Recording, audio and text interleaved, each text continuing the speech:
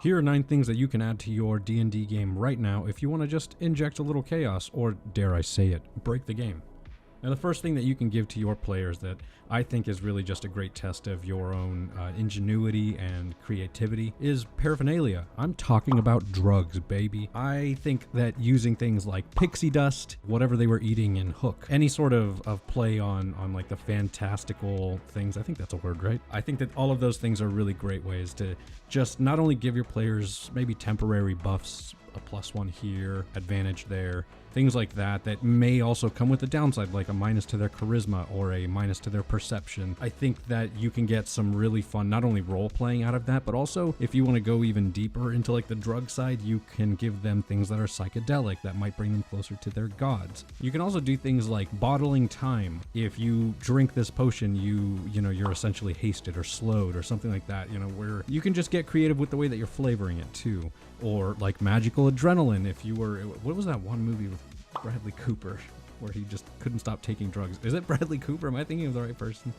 The second thing that you can give to your players is what I like to call the destructive toddler. So usually this is like a rare creature. This is some random animal that they found in the streets. This is something like your blink dog that just keeps disappearing and you have to chase after it. And especially if it's like a blink puppy, that's pure chaos in and of itself. You can also just give them like a pseudo dragon. I think that's a really fun one. Like if you're really going to give them something that's maybe more toddler, less destructive, pseudo dragons are pretty cool because they're tiny and neon colored and adorable.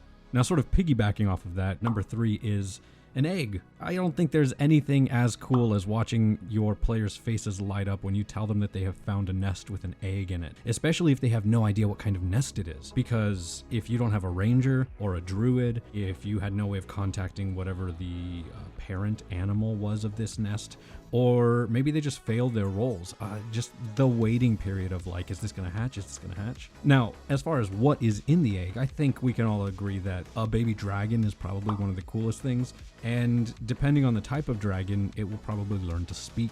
Eventually, it will probably become much, much bigger than they are. I think it'd just be interesting to see how a dragon evolves and role-playing that dragon if you really wanted to go that route. But you can also do something simple like an owlbear. That would be a very fun companion to just have, as if you were a player in a D&D game. If you want to just throw them like an owlbear or a giant snake, something like that. Like an egg doesn't have to be the craziest thing ever, but everybody secretly wants it to be a dragon.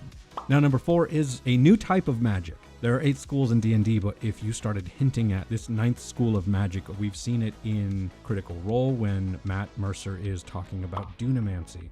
You can have a lot of fun with determining what that new school of magic would be. It could be multi-dimensional magic. It could be time magic like dunamancy.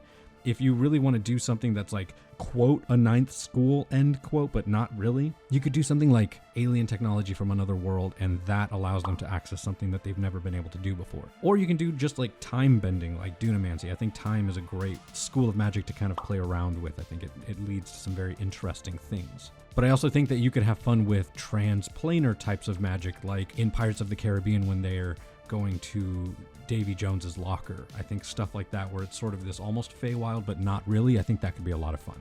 Now, number 5, I know how to speak English. Now, number 5 is to give them a criminal NPC or a runaway or somebody that joins their party that they have no idea is wanted. So make them make a friend, and then it turns out that that friend is wanted because they're a mass murderer. Maybe the party gets attacked because they learn that they were part of some long con. Maybe this NPC is a master thief and has been playing them the whole time. Or you could go the mass murderer route because it'd be really funny to, attack the party and then have them attack the good guys who are just trying to capture this guy. I think that'd be really fun if you really want to play with their moral quandaries, if you want to test their morality a little bit. Now, number 6 is cursed gold or cursed items in general. I think when I talk about cursed gold, I guess you could do something like Pirates of the Caribbean. That's the second time I'm referencing that in a video. I mostly mean dragon's gold, like a treasure, a hoard that comes with the madness sickness, right? Gold sickness, I think it's called. Now I need to know. Dragon hoard sickness. Dragon sickness. It's called dragon sickness. I knew that. I was testing you to make sure that you knew that. So a hoard that has dragon sickness on it. If you really want to go a fun route, give them a sentient weapon, a cursed sentient weapon. This thing that has maybe like a demon in it that gives you all of this power, but it takes from you as well. And what that means is up to you, right? One of the most fun things, I did this in one of my old games as well, is to give them a person that's trapped inside of something. So in my campaign, this person that they discovered was actually trapped inside of a book. The book was essentially a port key. It took them to a little pocket dimension, but the person inside couldn't get out. They had to be let out from the outside. So it made for this really interesting dynamic because basically they were in a forest inside the book, and the things that were in the forest were designed to keep him from getting out. So it made for a really interesting sort of side mission where they had to traverse the forest, they had to figure out how to get out and figure out the puzzle at the very end that let them out, and then eventually get that person out. Now, if you really want to throw if you really want to do something wild, I don't know what the saying is. I'm sure there's a saying. Editor, can you just throw up a few sayings? Just like scroll them right here. Things that I could have said but didn't. Oh yeah, that one would have been good. Oh man, why didn't I think of that? Anyways, what you could do is make that person that's trapped inside of that book or item or whatever dangerous. So maybe it's a person that disguised themselves to feel like an angel, but when they let it out, it turns out to be a very powerful devil. I think things like that would really just make it's just so fun. It's just so fun to throw a wrench in everything and just watch your players' faces drop from the shock and the pivot. I think that that's one of the most fun things. And honestly, just a great way to keep your party on their toes. Now, number 7 is ancient reality-bending artifacts or weapons. So I'm talking about god-killing weapons. I think that having weapons on that scale, giant Titanic blades, machines that are designed to rip gods out of the sky, things like that are just so fun to play with. That's like high-level stuff, I think anyways, that just really makes the party feel like they are beyond the average person.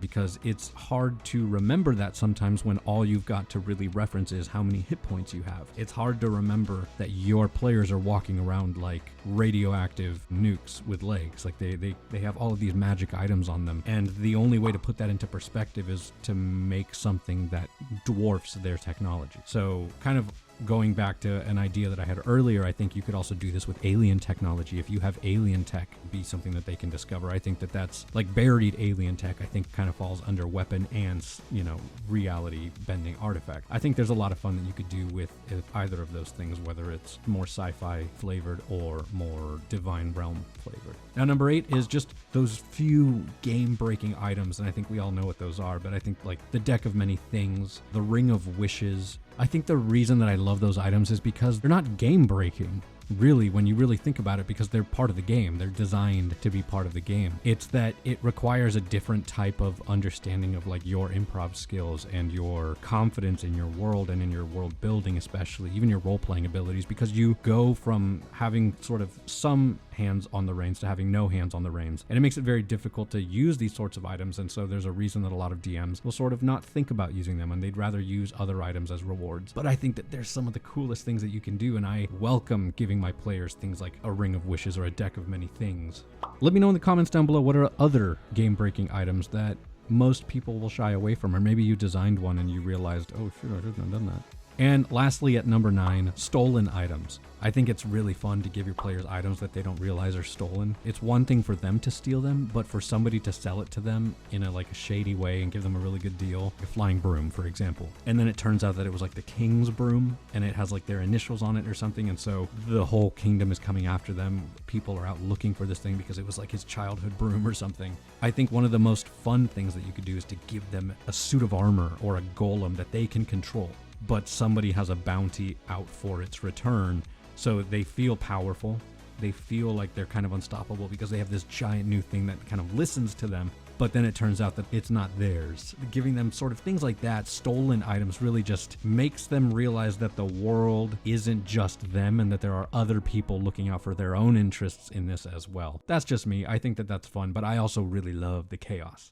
Anyways, those are 9 items that I like to include in my games when I'm just feeling like spicing things up a little bit, you know? Let me know in the comments down below what items you have added to your game, especially those game-breaking items. I want to hear all about them, especially if they're homebrewed. How many times can I say especially? Now, if you were paying attention in today's video, leave a timestamp in the comments down below with where you saw our little buddy Tobias, and you just might get shouted out in the next video. Thank you so much for watching, and remember, pick a card, any card.